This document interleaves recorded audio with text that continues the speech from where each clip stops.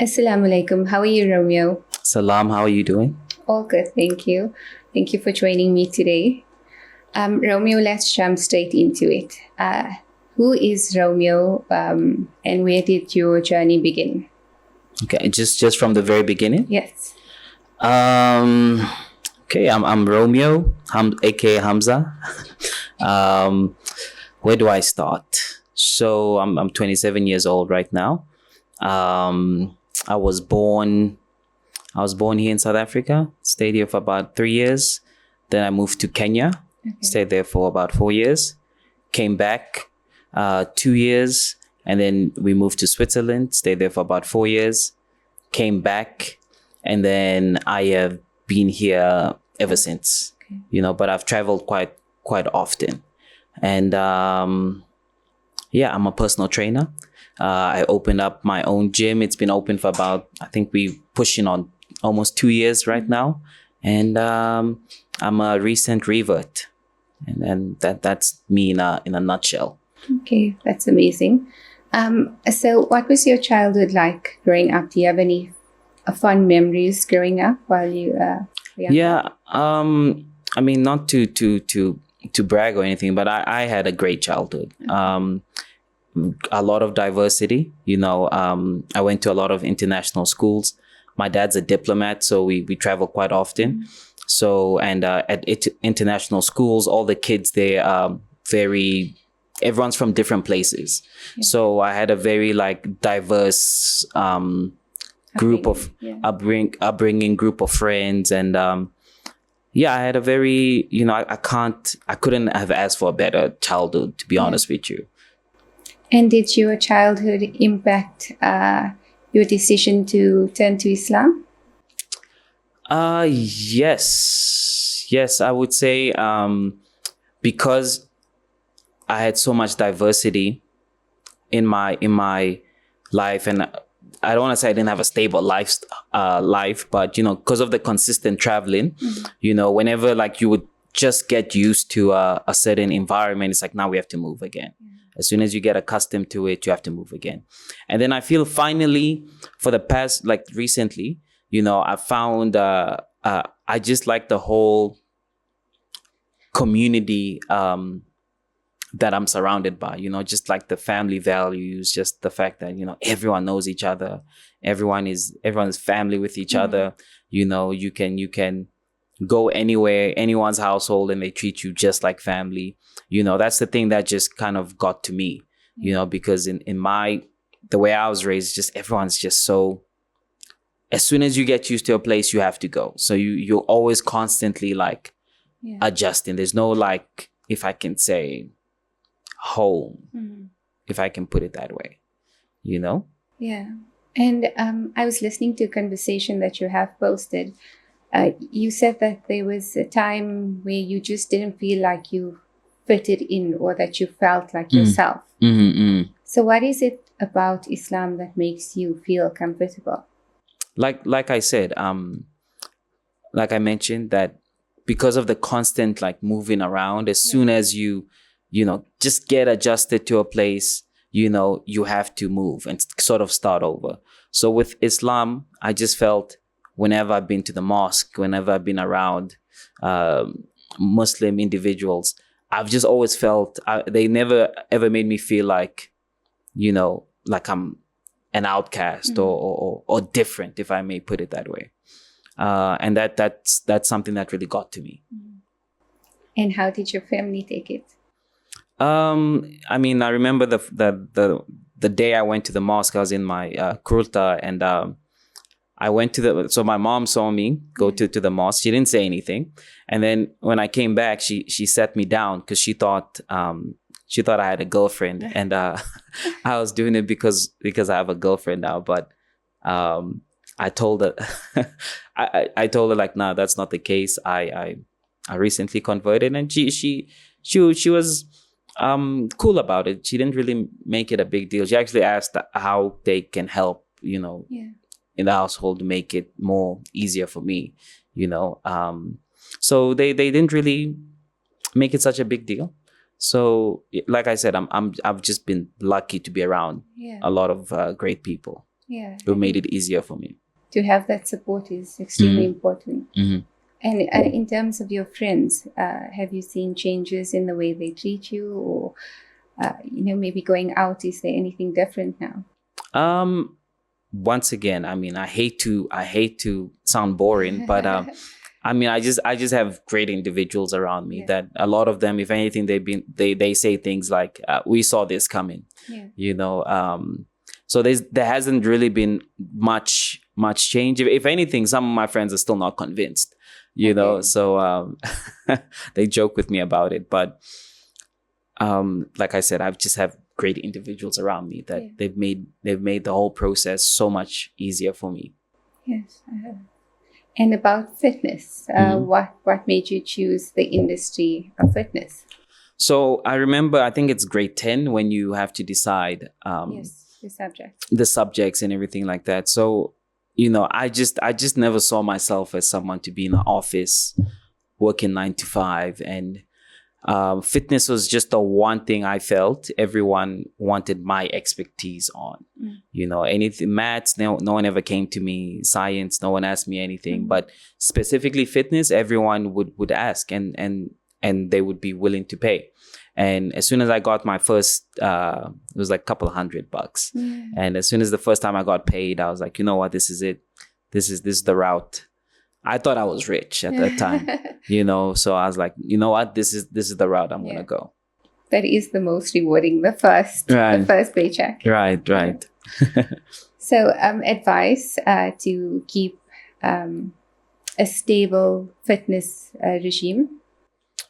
So one of the things I always tell people is you have to find what suits you, right? So it doesn't have to be anything in particular. If you like Pilates, if you like Zumba, if you like to swim, if you like to play sports like soccer, whatever it is that suits you, find something that's fun. Yeah. It doesn't have to be so serious. You know, we're not training for the Olympics. We're not training for the military, you know, unless that's the type of training that you like. But find something that suits you. You know, if it's something a bit slow, if it's something a bit more high intensity, join a club. You know, whether it's a boxing club, whether it's a Pilates studio, find other people that are sort of in the same, who enjoy the same thing. And it's easier to stay on track when you have a community of people also supporting you. Yeah. So if you have friends that are also checking up on you, like, hey, where were you yesterday? You know, it helps you. I feel it helps you stay a little more consistent. It helps you enjoy the whole, it doesn't feel like going to work. Like you're going through a hectic, you know, workout. That's what I always tell people. And the discipline, I know you mentioned something about having discipline in fitness as well as the discipline in the Islamic aspect. What does that mean to you? One of the things that drew me the most to Islam was just the discipline of it, you know, praying 5 times a day, fasting. You know, to me, that just really spoke to me that if anyone can sacrifice to that extent, be disciplined, wake up in the morning, no matter how tired you are, take a break, no matter whatever it is you're doing, just to go and pray. To me, I just feel like that makes you so unstoppable in a lot of ways, you know? And I feel it applies the same to fitness. You know, I tell people like, you shouldn't think of training like I'm going to work or whatever. You should think of it as just part of your day. Yeah. The same way that you would go brush your teeth, the same way that you take your kids to school, you know, just think of it as just another thing just part of your day, another thing that you have to do. And it's easier to stay on track like that than to have like use serious willpower every single time you go, because that won't last. Yeah. Is there someone that influences you, like on a larger aspect, personally? In terms of fitness or Islam? Either ones. I would say as far as reverting, I picked up a lot of things from a lot of different people. So I can't really give it to just one individual. A lot of people I have my own gym flex studio in Raslo Corner, and it's 98% Muslim individuals. So I take a little bit from every individual. As far as fitness, I've always been into sports. I've always been into to athletes, whether it's soccer players or just greatness, whether it's sprinters, whether it's basketball, whatever it is, anyone who's just is the image of just greatness has always just inspired me. Yeah. Doesn't matter the sport. And in my mind, when I'm training, I am LeBron James or Cristiano Ronaldo when I'm training. In my mind, and it's for me, it's almost like an escape for that hour or so that I'm training. So I've picked up inspiration from a lot of different people. So do you have favorites at the gym? That I love everyone in the gym equally, but I would say this. I have people that I like for different reasons. Some people are funny. They just, when they enter into the room, they just light up the whole place. Yeah. There's some people that y'all's personalities just clicks. There's some people who may be a little more quiet, but it's just inspirational just watching them train and give their best. I mean, one of the ladies was, I swear she must have been 7-8 months pregnant, and she was training harder than everyone else. Yeah. So you like people for different reasons. And you focus a lot on a women's gym, right? Is it important for you to empower women? Yes. So I used to work at Planet Fitness, and a lot of people, a lot of women would not train or would come one day and not come again because they felt judged or insecure, like, oh, this people are going to look at me or people are going to judge me. So me creating the gym, I wanted to, and the reason I focused more on women was because I wanted to create an environment where it was non-judgmental. People could come then and once again have fun. It's not too serious. Yeah. You don't have to perform. Even if you mess up or you don't do so well, we can laugh about it. So me creating the gym, that was one of the reasons I took that risk to say, you know what, let me create my own place and kind of create that type of environment. Yeah, like a safe space. Like a safe space where we can just come have fun. Tell me about whatever problems you have at home, and look at it as an outlet and just have fun, not make it, once again, not make it so serious. Mm-hmm. And your boxing match was earlier this year. Mm-hmm, mm-hmm. What was the reason for turning to boxing? So stepping into the ring is like one of the scariest things, especially because you don't know who they putting you up in there with. Mm-hmm. And for me, I just looked at it as a way to challenge myself and just step out my own comfort zone. Because it's one thing to we call it sparring, not fighting, in the boxing gym, in your own gym where it's a little safe and stuff. But it's a different thing when you're stepping into a ring and an actual match against someone who's trying their best to knock you out, and there's so many people there. So if you get knocked out, it's like public, So for me, it was just stepping out my comfort zone and just being like, you know what, let me just take the chance. Whatever comes, but I'll give it my best and just come out of it stronger. And then that was the reason I chose to do that. So would you say your faith gave you a little bit of an edge there? Faith, let me say my fear was killing me. My fear was killing me. But it was, can I say faith? I don't know if faith is necessarily the right word, or rather just, I was just taking a chance, just to see how far I can go, whatever that is, just to see how far I can go. Not giving up. My coach at the time, Black Superman, he used to, in training, and I used to hate it, one of the days he put me up against this one guy, and he beat the hell out of me, right? He beat me bad. And I remember just going home that day thinking maybe this is not for me, right? Because I'd been training hard, and then I just get there with this new guy, and then he just, he beat me up really bad, And then I came back the next week, and same guy. I promise you, he couldn't touch me after that, right? And it just made me realize, like, the only way you can really, really get better is you have to put yourself in the fire, right? You have to put yourself in challenging situations. And I just remember the first time I fought him, I wanted to give up.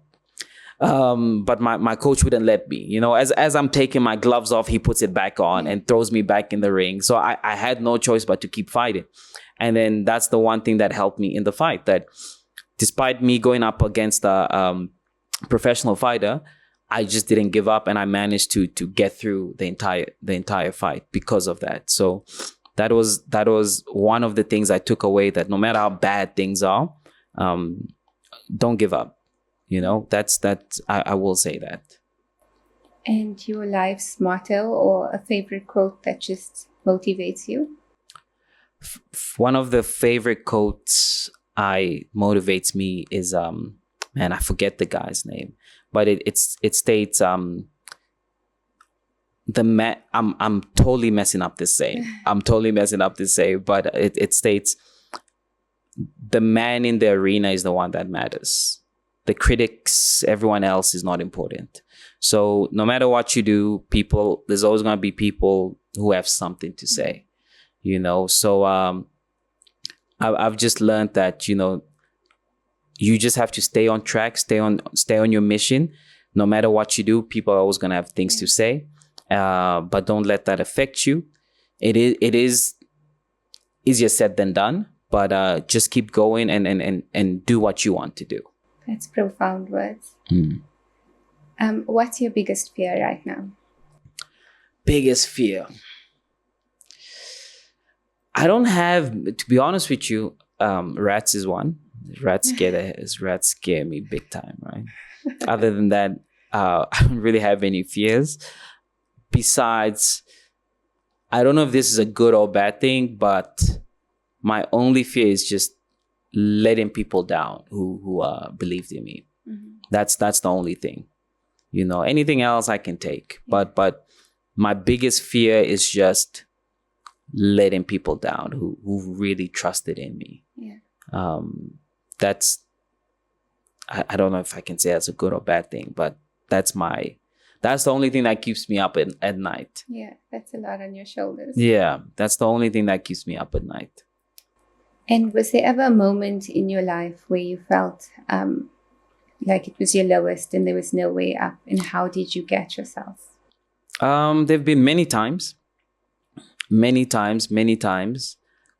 but I've always, and this is why I love sports, that in sports, no matter how good you are, as long as you stick to things, you're going to have your ups and downs through the season. But as long as you stick to it and you show up every day, what's the saying? Every dog has its day. Yes. Those good days make up for all the bad days, So I've had many moments, but I just tell myself, like, let me just stick to this, and eventually my day will come, and it always turns out that way. In your generation, what would you say is the most or the biggest difficulties facing your generation?